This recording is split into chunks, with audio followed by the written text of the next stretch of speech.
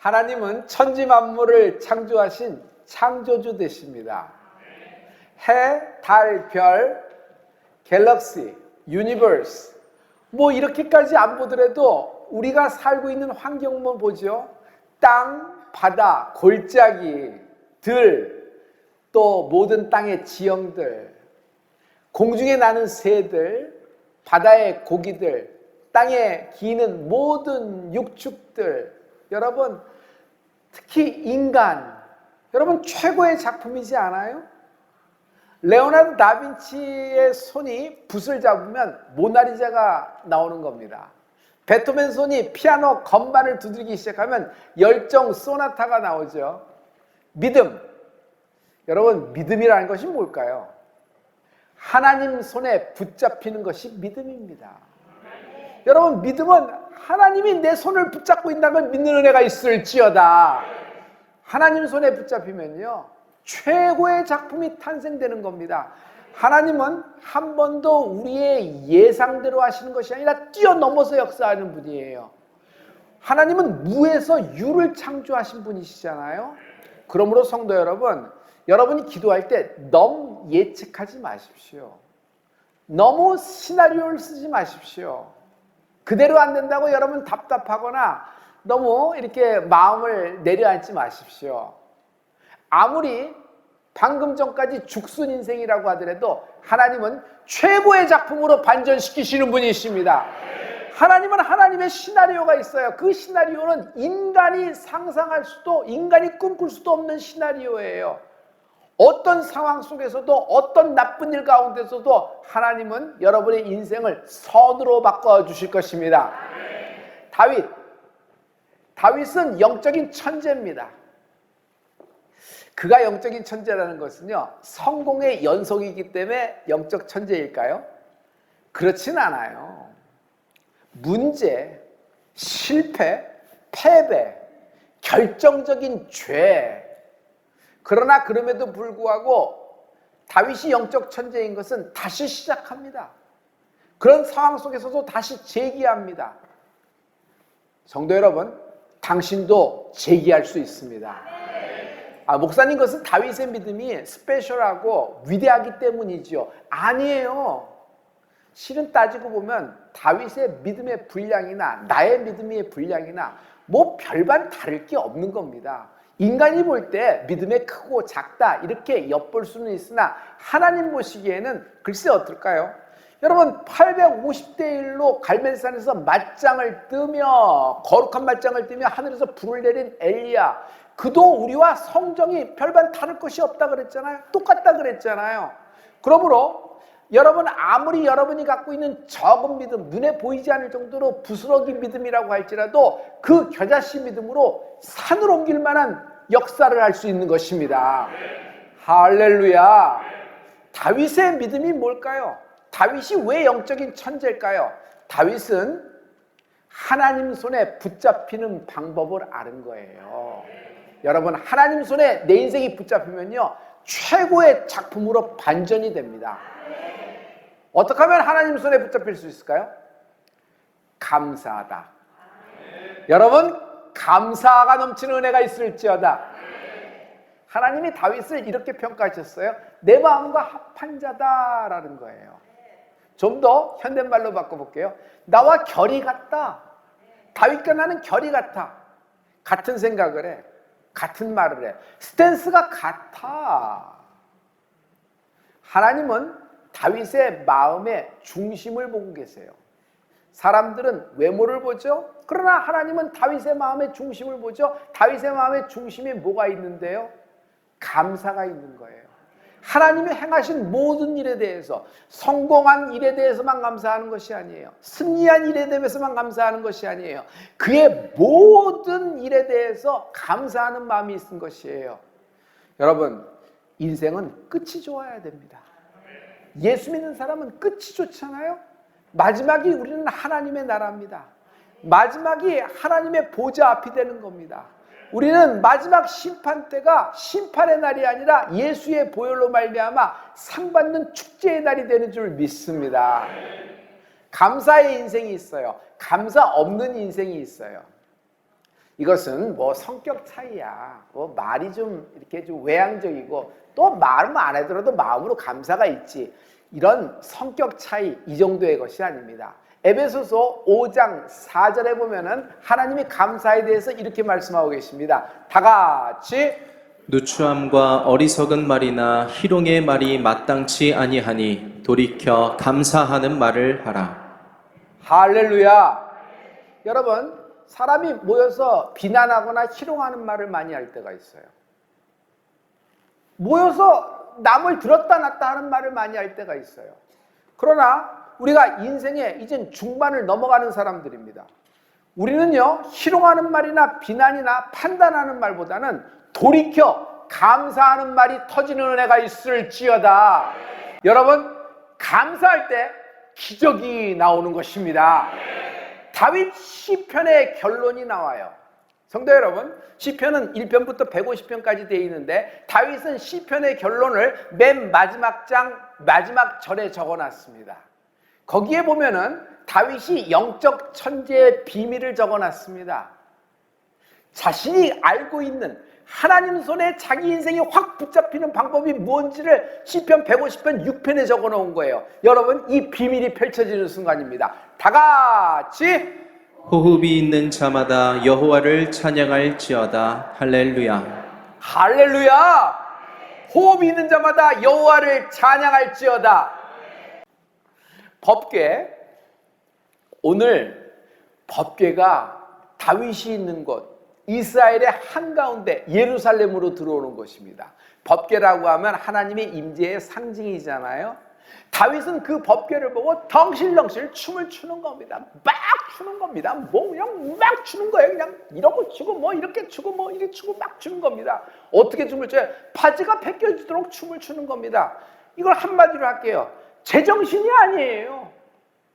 왜냐하면 다윗에게 있어서는 이건 당연한 일이 아니에요. 때가 돼서 들어오는 것이 아니라 하나님이 우리와 함께 하신다. 하나님이 나와 함께 하신다. 나 같은 죄인에게 하나님의 법궤가 임하다니 이거는 말할 수 없는, 표현할 수 없는 기쁨이면 너무 감사한 거예요. 너무 기쁘고 너무 감사하면 사람은 노래합니다. 너무 기쁘면 사람은 춤춥니다. 다윗은요, 자기 혼자 골방에서 신나서 화장실에서 춤춘 것이 아니에요. 거울 보고 온 백성이 보는 앞에서 온 이스라엘 12지파의 라이브로 생중계되는 데 있어서 여러분 그 앞에서 막 추는 겁니다. 그걸 뭐라 그래요? 나는 춤추는 다윗, 감사하는 다윗. 그의 감사하는 것을 하나님이 확 그 인생을 붙잡아 주는 것입니다. 한편 이 장면을 방 안에서 창문을 통해 목격하는 다윗의 아내가 있었어요. 그 여인의 이름은 왕비 미갈입니다. 미갈은 누구냐 하면 사울 왕의 공주예요. 다윗하고 결혼을 시켰거든요. 그런데 미갈의 반응은 영 딴판이에요. 아니, 왕이 저런 채통도 없이 체면도 없이, 아니 온 백성의 아버지인데 뭔가 그래도 점잖게 품위 있게 해야지. 이게 막춤이 웬 말이냐. 미천이 다 드러나네. 하긴 집안이 원래 그러니 뭐 저렇게밖에 안 되겠지. 그냥 베들레헴에서 일개 양이나 치던 목동의 집안이고 거기서 자란 사람 아니야? 돌팔매질이나 잘하지 뭘 하겠어. 아유, 못 배워서 저래. 그러면서 온갖 비난을 다 쏟아냈어요. 같은 장면을 보고 미갈 왕비는 그냥 막 쏟아낸 거야. 자기의 판단을 다 한 것이에요. 그리고 온통 시선은 사람들이 보고 있는 앞에서 저게 뭐냐. 결론을 알고 있죠? 미갈은 저주를 받습니다. 성도 여러분, 솔직히 얘기해봐요. 미갈은 적통 중에 적통입니다. 사울왕의 딸이에요. 공주예요. 실은 다윗과 밧세바 사이에서 난 솔로몬이 왕이 될 가능성과 미갈과의 사이에서 난 자녀가 왕이 될 가능성과 어느 것이 더 많을까요? 나는 미갈에 한 표를 둡니다. 그럼에도 불구하고 이 물질기가 확 틀어졌습니다. 하나님은 다윗의 중심을 보고 계신 거예요. 하나님은 다윗이 어떤 춤을 추느냐에 관심 있는 것이 아니라 다윗의 중심은 하나님을 기뻐하고 하나님께 감사하는 것이에요. 여러분, 하나님의 마음 뭐예요? 임마누엘이에요. 임마누엘. 하나님의 마음의 중심을 아셔야 돼요. 임마누엘이에요. 우리가 성령을 받는 것도 하나님의 임마누엘이에요. 임마누엘에서 하나님을 찬양합니다. 하나님의 그 뜻은 나와 함께 임마누엘 하기를 원하시는 거예요. 그것이 너무 기뻐서 감사하고 다윗의 마음, 하나님의 마음이 합해졌는데 그걸 보고 미갈이 저러니 얼마나 그렇겠어요? 한마디로 얘기할게요. 감사하는 마음이 없었다. 사람 생각하는 나머지 임마누엘 하시는 하나님, 지금 12지파 가운데로 들어오시는 하나님, 혼자 좋은 곳에서 독약청청하시는 분이 아니라 우리와 함께 하시는 하나님을 모르는 거예요. 여러분, 감사함이 있을지어다. 다윗 인생은 문제가 없는 날이 하루도 없어요. 심지어 그는 왕이 되었어도 고난의 연속입니다. 고난의 연속이에요. 이런 말이 있죠. 사상은 사막에서 나온다. 좋은 무슨 해변에서 선탠하면서 스무디 마시면서 여러분 사상이 나오는 것이 아니에요. 사막에서 나오죠. 영성은 광야에서 나옵니다. 율법, 모세로부터 율법을 이스라엘 백성이 받았습니다. 처음 하나님의 말씀을 받았어요. 여러분, 휘황찬란하고 나일강이 풍부한 피라미드, 스핑크스 옆에 바로의 궁전에서, 애굽에서 받았어요? 광야에서 받았어요? 여러분 대답해 보세요. 율법을 애굽에서 받았어요? 광야에서 받았어요? 확실히 얘기해 보세요. 다시 얘기해 보세요. 율법을 애굽에서 받았어요? 광야에서 받았어요? 광야에서 받았어요.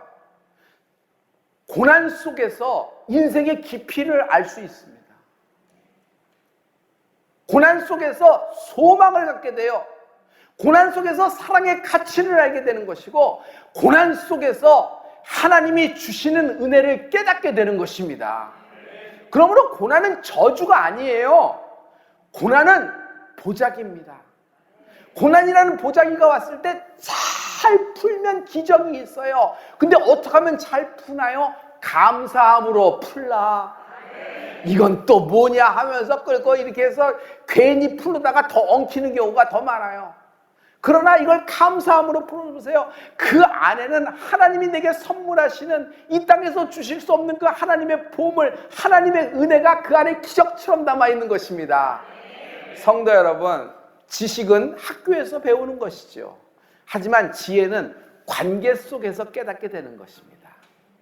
내가 깨달은 것들은 잘 나갈 때 깨달은 거 별로 없습니다. 잘 나갈 때는 나는 스스로 커지고 스스로 높아졌을 뿐입니다. 스스로 빛나기를 원했고, 내가 얼마나 옳다는 것을 스스로 변명하면서 내 편을 만들려고 노력했습니다. 그러나 내가 정말 필요로 하고 소중한 것들을 언제 깨달았냐면 고난 속에서 체득이 되는 것입니다. 고난을 너무 어려워하지 마십시오. 고난을 통해서 다윗은요, 정말 하나님이 원하시는 왕이 되어가고 있는 것입니다. 고난은 우리를 감사하는 인생으로 바꿔줍니다. 시편 119편 65절부터 하나님 말씀이 진행되는데요. 여기 우리 다 같이 선포해봐요. 다 같이. 여호와여, 주의 말씀대로 주의 종을 선대하셨나이다. 고난 당하기 전에는 내가 그릇 행하였더니 이제는 주의 말씀을 지키나이다. 고난 당한 것이 내게 유익이라. 이로 인하여 내가 주의 율례를 배우게 되었나이다. 고난 당한 것이 내게 유익이라 합니다. 고난 당한 것이 내게 유익이라. 왜냐하면 고난을 당했을 때 나는 드디어 하나님 말씀을 깨닫게 됐고, 내 스탠스가 좀 더 하나님과 가까워갈 수 있다는 것이에요. 성도 여러분, 지금 당한 고난을 너무 어렵게만 보지 마십시오. 이 고난이 여러분에게 유익이 될 것을 확신합니다. 그런데 이 말씀의 맨 앞에 하나님 말씀이 정말 빛나는 문장이 있어요. 그런데 이 말씀을 자세히 보면 이 말 한마디가 다윗의 중심이에요. 다윗의 인생의 영적 천재의 비밀이 여기 다 있는 것이에요. 하나님은, 여호와 하나님은 나 다윗을 선대하셨다.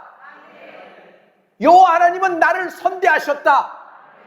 선대하셨다. 한낱 베들레헴에서 양치던 목동에 불과한 나였다. 그 소년 어린아이를 하나님이 일방적으로 기름을 부으셨고, 골리앗과 전쟁에서 나는 생활소품 물맷돌 5개로 들고 나갔지만 하나님은 나를 승리케 하셨다.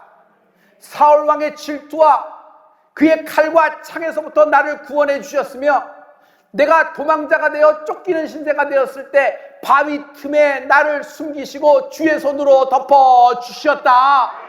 밧세바의 관계에서 결정적인 죄를 지었음에도 불구하고 하나님은 나를 용서하여 주셨다.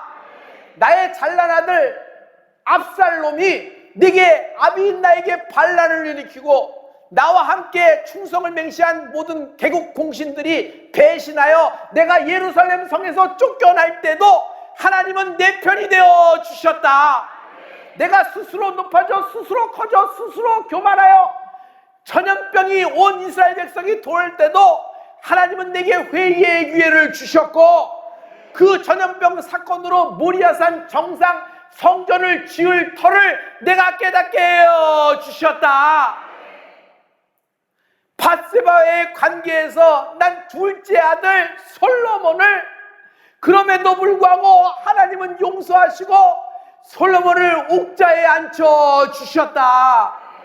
내가 비록 죄인이라 성전 지을 것을 허락지 않으셨으나 하나님은 그럼에도 불구하고 나를 선대하셨다. 내게 성전 설계도를 주셨으며 내 아들 솔로몬이 성전의 건축주가 되도록 허락하셨다. 나를 장수하게 하셨으며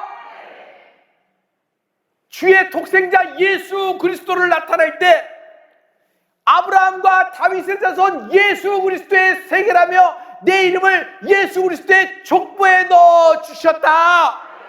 하나님은 날 선대하셨다. 하나님은 날 선대하셨다. 그럼에도 불구하고 나를 구원하셨다. 그럼에도 불구하고 나를 용서하셨으며 나는 절정적으로 여기서 망할 인생인데 하나님은 바위 틈에 숨기시고 주의 손으로 덮어 나에게 기회를 주시고 살려주셨다. 하나님은 나를 선대하셨다. 나를 선대하셨다. 나를 선대하셨다. 여러분, 오늘 말씀의 핵심은 이겁니다. 하나님은 당신을 선대하셨습니다. 하나님은 날 선대하셨다. 우리 다 같이 주먹 쥐고 3번 얘기합니다. 하나님은 날 선대하셨다. 시작. 하나님은 날 선대하셨다. 하나님은 날 선대하셨다. 성도 여러분, 나는 여러분에게 감사를 이렇게 하라고 권합니다. 죽기 살기로 감사에 전력 투구해 보십시오. 지금 암이세요? 지금 불치의 벽이세요? 지금 빠져나갈 곳이 없는 딱 걸린 지점이에요? 이젠 내일 망할 것만 남았어요? 더 이상 나는 희망이 없다고 생각해요? 여러분, 그거 바라보지 말고 괜히 시나리오 적지 말고 죽기 살기로 감사에 전력 투구해 보십시오. 이도 저도 안 되면은 이렇게 하세요. 하나님이 날 선대하셨다. 감사합니다. 하나님이 날 선대하셨다. 감사합니다. 이거 10,000번만 써보세요. 일주일 동안에. 여러분, 상황이 바뀌게 될 겁니다. 당신 재기하게 될 겁니다. 할렐루야. 어떻게 하면 돼요? 그가 내게 한 좋은 일만 생각하면 돼요. 관계라 그랬죠? 그가 나에게 중간에 섭섭한 일도 했습니다. 그러나 여러분, 관계 속에서 가장 중요한 건 계산기를 뽑아야 돼요. 그거 다 계산하면 어떤 관계가 되겠어요? 아니, 자그마한 일은 덮어버리는 거예요. 하지만 결정적일 때 그 한마디 한마디, 그가 한 행동이 내게 큰 도움이 됐으면은 여러분, 그것만 생각하면 되는 것이에요. 한번 실패해보면 알게 됩니다. 지금은 기회가 마지막 기회라는 것을. 이번 기회를 계기로 나는 더 이상 물러갈 것이 없다면 승부를 걸어야 되는 승부처예요. 죽기 살기로 감사의 전력 투구를 해보십시오. 인생이 달라지게 됩니다. 감사하면 달라집니다. 우울증 환자. 우리는 살짝 우울증하면 약간 살짝 그렇게 분위기가 내성적 이런 거 생각하는데, 여러분, 크건 작던 시작이 되면은 조그만 이런 것이 싹이 나오더라도 밑에 뿌리는 깊은 거예요. 밑에 뿌리가 깊어서 조금 나오기 시작한 거예요. 그러니 요거 치는 것보다도 더 중요한 건 뿌리채 뽑는 것이 더 중요하죠. 샌프란시스코 가면 금문교가 있습니다. 거기 순찰 경비가 TV에 나왔어요. 유명한 사람이 됐어요. 왜냐하면 금문교에서 극단적인 선택을 하고 뛰어내리는 자가를 200명이나 구했다는 거예요. 여러분 안 놀라시는 분은 몇 명을 구하셨어요? 200명을 구했다는 거예요. 한번 놀라보세요. 200명을 구했다는 거예요. 근데 더 놀란 것은 한 명의 실패도 없었다는 거예요. 극단적인 선택을 하려는 200명을 다 구출했다는 것이에요. 단 2마디면 된다는 거예요. 무슨 말을 하셨는데요? 안녕하세요 말을 겁니다. 그리고 두 번째 말은 내일 뭐 하실 거예요? 아무 계획이 없는데요. 그래요? 잘 됐어요. 그럼 우리 같이 내일 계획을 한번 세워봐요 합니다. 그럼 아니나 다를까 계획을 많이 세웠어요. 한 번도 계획대로 된 적이 없어요. 만약 내일 계획을 세워도 똑같이 물거품이 되면 그럼 그때 다시 오면 돼요. 오늘은 날씨를 보세요. 끝내기에는 날씨가 너무 좋아요. 그러면서 그를 내려가게 만든다는 겁니다. 여러분, 우울한 마음으로 극단적인 선택이 오락가락 하시는 분, 여러분, 하나님이 여러분에게 사랑하십니다. 그리고 우리도 당신을 돌보길 원합니다. 누구도 당신이 죽기를 원치 않습니다. 그 누구도 당신이 죽기를 원치 않습니다. 혹 만에 하나 있다면 그 사람을 위해 당신이 죽을 필요는 또 뭐요? 뭐 때문에 그 사람을 위해서 죽어요? 당신의 삶을 위하여 예수님이 죽으셨어요. 당신의 삶을 위하여 예수님이 부활하셨어요. 오늘 나의 하루는 예수님의 보혈의 능력이에요. 하루하루를 허투루 살지 마세요. 하루하루 한순간을 감사하며 사십시오. 어떤 악조건이 벌어지고 악한 상황이 벌어져서 악화일로고 이제는 재기불능이고 회복불능이라고 하더라도 십자가에 당장 감사를 시작하십시오. 하나님 손에 붙잡히는 것이 감사입니다. 할렐루야, 할렐루야. 백종원의 골라라는 TV 프로그램을 봤어요. 소상공인 조그만 가게 식당을 하는 사람에게 찾아가서 메뉴를 컨설팅해 주면서 그 가게를 살리는 좋은 프로그램인 것 같아요. 그러면서 그 사장님에게 이렇게 얘기합니다.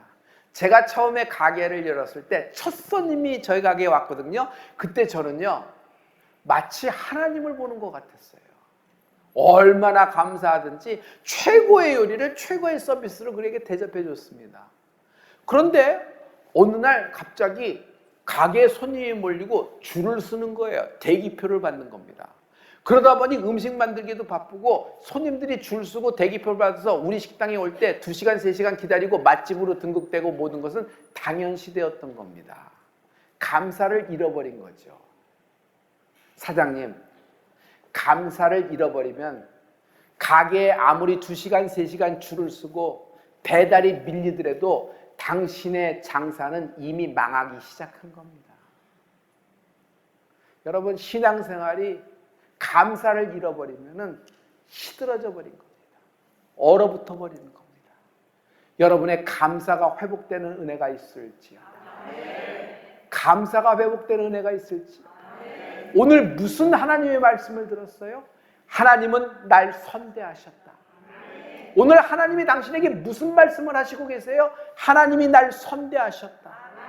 나는 지금 환자고 암 환자고 나의 모든 비즈니스는 악화일로고 부부관계는 다 깨졌으며 나의 자녀는 이렇게 되는데 아니다. 기대하라. 감사를 시작하라. 하나님은 날 선대하셨다. 하나님은 날 선대하셨다. 여러분, 하나님의 선대가 여러분 앞에 눈에 펼쳐질 것입니다.